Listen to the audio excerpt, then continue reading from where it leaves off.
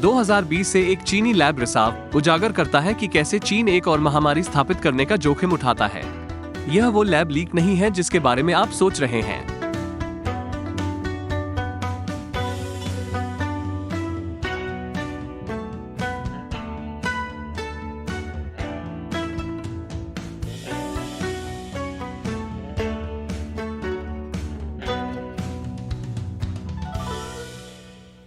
China uncensored में आपका स्वागत है। मैं क्रिस चैपल हूं।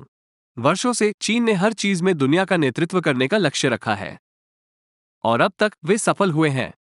घटिया निर्माण, सस्ते नॉक-ऑफ उत्पाद और जबरन अंग निकालने में नंबर 1 बनने के लिए अच्छा महसूस करना चाहिए। लेकिन चीन बायोटेक्नोलॉजी में भी दुनिया का नेतृत्व करना चाहता है।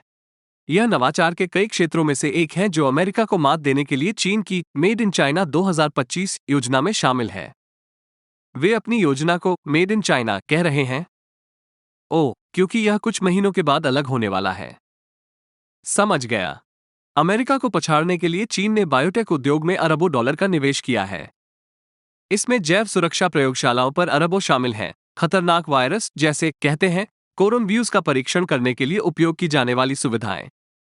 दुनिया को कोविड के साथ एक गणना का सामना करना पड़ा, जो एक प्रयोगशाला से लीक हो भी सकता है और नहीं भी।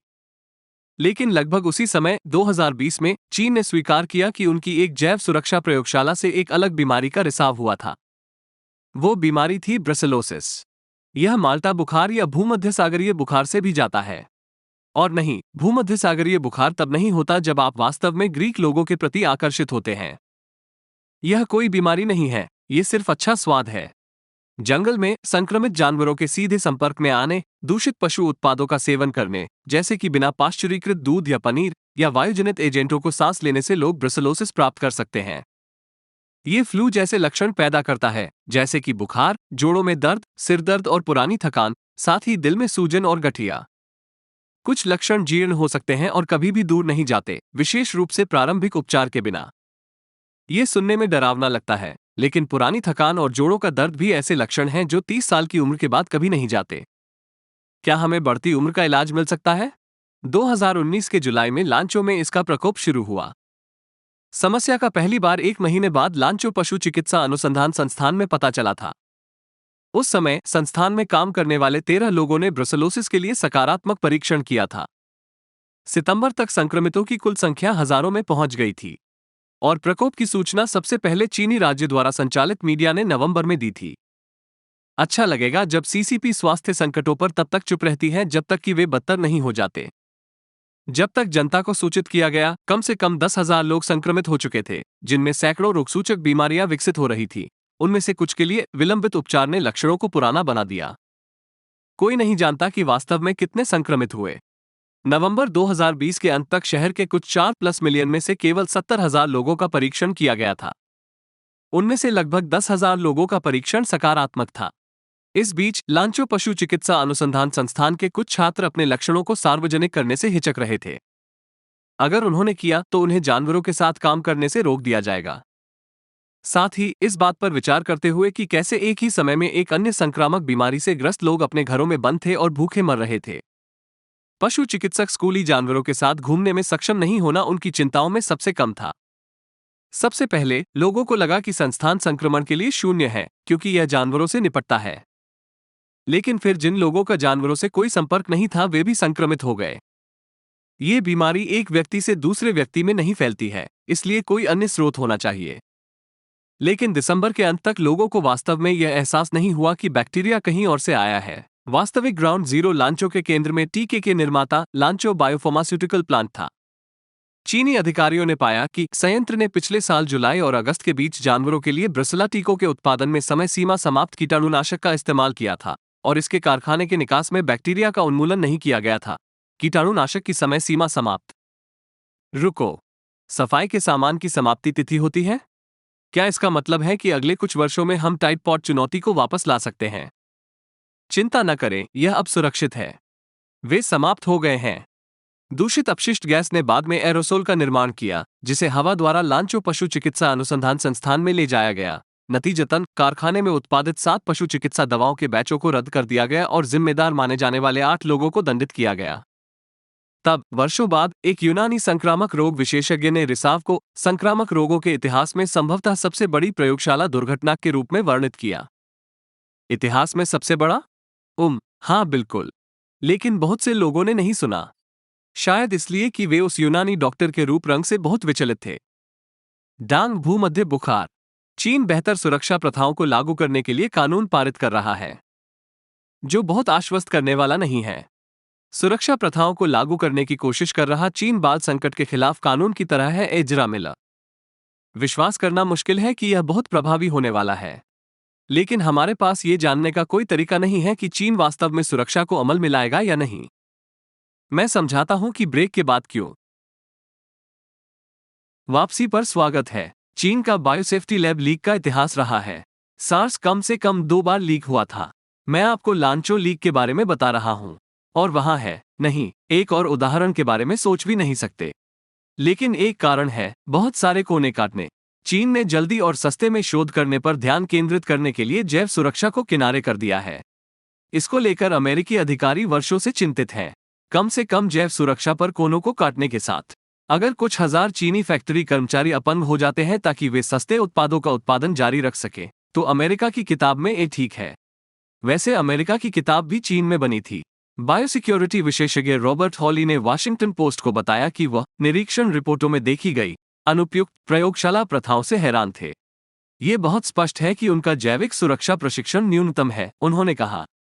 अमेरिकी अधिकारी इतने चिंतित थे कि 2018 में तैयार किए गए एक गोपनीय स्टेट डिपार्टमेंट केबल ने वुहान इंस्टीट्यूट ऑफ वायरोलॉजी में उचित रूप से प्रशिक्षित तकनीशियनों और जांचकर्ताओं की गंभीर कमी को सुरक्षित रूप से एक उच्च नियंत्रण प्रयोगशाला संचालित करने के लिए आवश्यक बताया।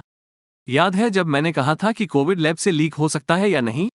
ये कहने जैसा है। एजरा मिलर एक महान सौतेले माता पिता हो भी सकते हैं और नहीं भी, लेकिन प्रशिक्षण की कमी ही एकमात्र समस्या नहीं है। उच्चतम स्तर की जैव सुरक्षा स्तर -4 प्रयोगशाला सहित वुहान में प्रयोगशाला सुविधाएं बिल्कुल कोड के लिए नहीं बनाई गई है। हालांकि वुहान BSL-4 प्रयोगशाला फ्रांसीसी डिजाइनों के अनुसार बनाई गई थी। चीनी अधिकारियों ने धीरे धीरे अपने फ्रांसीसी भागीदारों को बंद कर दिया और कुछ महंगी सुरक्षा सुविधाओं को स्थानीय स्तर पर बनाए गए समकक्षों के साथ बदल दिया, जिन्हें BSL-4 शर्तों के तहत कभी भी परीक्षण के लिए नहीं रखा गया था। यह इस बात से संबंधित है कि जुरासिक पार्क में डायनासोर कैसे बच निकलने में सक्षम थे, और जॉन हैमंड ने कोई खर्च नहीं किया। इस पर विचार करते हुए वे इतनी खतरनाक चीज को रखने पर लागत में कटौती कर रहे थे। प्रशिक्षण और निर्माण के मुद्दे एक तरफ, प्रयोगशालाओं में भी केवल खराब सुरक्षा प्रथाएं होती हैं। हम इसे स्वास्थ्य, शिक्षा, श्रम और पेंशन पर सीनेट समिति और ड्रास्टिक के स्वतंत्र विश्लेषकों द्वारा प्राप्त रिकॉर्ड से जानते हैं, जो डेटा विश्लेषकों और शौकिया गुप्तचरों का एक ढीला संघ है। उदाहरण के लिए, उन्होंने अक्टूबर 2019 में एक अनाम चीनी निरीक्षक की इस रिपोर्ट को प्रकाशित किया। इसमें कहा गया है कि वुहान विश्वविद्यालय में एक सुरक्षित अनुसंधान सुविधा वुहान इंस्टीट्यूट ऑफ वायरोलॉजी के साथ भ्रमित नहीं होना चाहिए। इसमें 30 से अधिक जैव सुरक्षा मुद्दे थे। इसे संदर्भ में रखने के लिए, यह आपके स्थानीय टैको बेल से भी अधिक है। इनमें किसी भी प्रयोगशाला विशिष्ट सुरक्षा नियमों की कमी, प्रयोगशाला में बहुत सारा मलबा, प्रयोग और रहने वाले क्षेत्रों के बीच कोई अलगाव नहीं, कार्यशील सुरक्षा उपकरणों और अलार्म की कमी, रासायनिक और घरेलू कचरे का मिश्रण, और एक पूरा गुच्छा शामिल था। अधिक, वाह, यह मेरे कॉलेज के रूममेट काल की तुलना में सकारात्मक रूप से साफ सुथरा दिखता है। उसकी तुलना में, वो हाइपोकॉन्ड्रियक है, और मैंने एक बार उसे फर्श से 3 दिन पुराना ऑमलेट खाते हुए देखा था। वुहान में प्रयोगशालाएं चीन द्वारा जैव सुरक्षा को गंभीरता से नहीं लेने के कई उदाहरणों में से एक है। चीन में भी लोग मानते हैं कि यह एक समस्या है। नेशनल पीपुल्स कांग्रेस के एक वरिष्ठ सदस्य गाओ हुचेंग ने 2019 की एक रिपोर्ट में चेतावनी दी थी कि हमारे देश में जैव सुरक्षा की स्थिति गंभीर है, और विशेष रूप से प्रयोगशालाओं के लीक होने की चेतावनी दी। और फिर भी जिन लोगों ने दावा किया कि कोविड एक लैब से लीक हो सकता है, उन्हें विशेषज्ञों की बात सुनने के लिए कहा गया था। उन्होंने किया।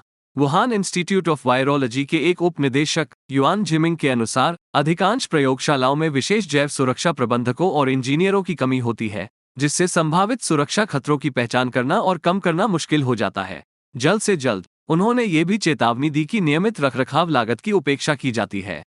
आपका मतलब है कि सरकार द्वारा संचालित सीसीटीवी की इस रिपोर्ट पर हम कैसे चीनी वैज्ञानिकों को चमगादड़ और अन्य जानवरों के साथ न्यूनतम सुरक्षात्मक गियर के साथ काम करते हुए देख सकते हैं, या यहाँ तक कि कोई भी नहीं?